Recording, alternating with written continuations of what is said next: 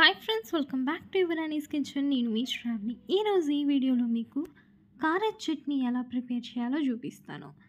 ఈ స్టైల్లో కనుక మీరు ట్రై చేసి పెట్టారంటే 4 ఇడ్లీ తినే వాళ్ళు కూడా ఇడ్లీ వేడిగా ఈ కారం చట్నీకి అద్దుకొని తింటుంటే 7-8 ఇడ్లీలైనా వద్దనకుండా తినేస్తారండి. అంతేకాకుండా దోశకు కూడా సూపర్ కాంబినేషన్ ఈ చట్నీ. సో మా మమ్మీ స్టైల్లో కారం చట్నీ ఎలా ప్రిపేర్ చేయాలో చూపించేసేనా? మరి ఫుల్ వీడియో చూసి ఎలా ఉంది ఏంటి అన్నది మీరు కూడా ట్రై చేసి నాకు కమెంట్ సెక్షన్లో కమెంట్ చేయండి. వీడియోని స్టార్ట్ చేసేద్దామా? క్లియర్గా ఎక్స్ప్లెయిన్ చేస్తాను, ట్రై చేయండి. ముందుగా టమాటోస్, మీడియం సైజ్ టమాటోస్ అయితే వీడియోలో చూపిస్తున్న ప్రకారంగా 2, మీడియం సైజ్ ఆనియన్ అయితే 1, పెద్దదైతే హాఫ్ వీడియోలో చూపించినట్టు 3 ఎండుమిర్చీస్. ఈ మాత్రం టమాటో ఆనియన్స్కి 3 ఎండుమిర్చీస్ అన్నవి పర్ఫెక్ట్గా కారం సరిపోతుంది. కారం కొంచెం బాగానే ఉంటుంది.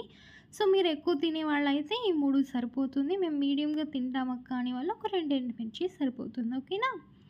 ఇప్పుడు ఈ 2 టమాటోస్ని మీడియం సైజెస్లో కట్ చేసేసుకోండి. మరీ చిన్నగా ఏం అవసరం లేదు. జస్ట్ ఆయిల్లో వేసుకొని ఫ్రై చేస్తాం. కొంచెం మగ్గేంత వరకు ఉంటే సరిపోతాయి అన్నమాట. సో ఈ 2 టమాటోస్ని మీడియం సైజెస్లో కట్ చేసేసుకోండి. నెక్స్ట్ ఆనియన్ వచ్చేసి మీడియం సైజ్ అయితే ఒక ఆనియన్ తీసుకోండి. పెద్ద ఆనియన్ అయితే వీడియోలో చూపిస్తున్నట్టుగా హాఫ్ కట్ చేసేసుకొని వేసేసుకోండి. ఓకేనా? దీన్ని కూడా సన్నగా పొడుగా కట్ చేసేసుకుందాం. బిన్నీగా ఫ్రై అయిపోతుంది అనమాట. సో కొంచెం మనకి టైం కలిసి రావాలనుకుంటే సన్నగా పొడుగా కట్ చేసేసుకోండి. మరి బాక్సెస్లా చిన్నగా కట్ చేసుకున్నారని టైం వేస్ట్ ఎందుకు చెప్పండి.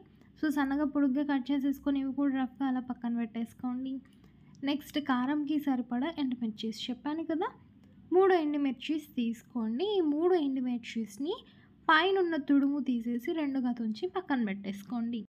కటింగ్ ప్రాసెస్ కంప్లీట్ అయిపోయింది కదా. ఇప్పుడు కడాయి తీసుకొని ఒక 2 టేబుల్ స్పూన్స్ ఆయిల్, అంతకన్నా ఎక్కువేమొద్దు.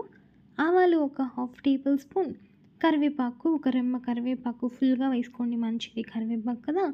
సో కరివేపాకు, నెక్స్ట్ కట్ చేసుకున్నటువంటి ఆనియన్, టమాటోస్ వీటిని కూడా ఇందులోకి వేసేసుకొని మంచిగా మిక్స్ చేసేసుకోండి. టమాటో ఆనియన్స్ అన్నవి మంచిగా ఈ ఆయిల్లోనే మంచిగా ఫ్రై చేసుకొని బాగా మెత్తగా మగ్గిపోవాలన్నమాట. అంతసేపటి వరకు ఫ్రై చేసుకోండి. మహా అంటే మనకు ఒక 5 మినిట్స్ పడుతుంది అంతే.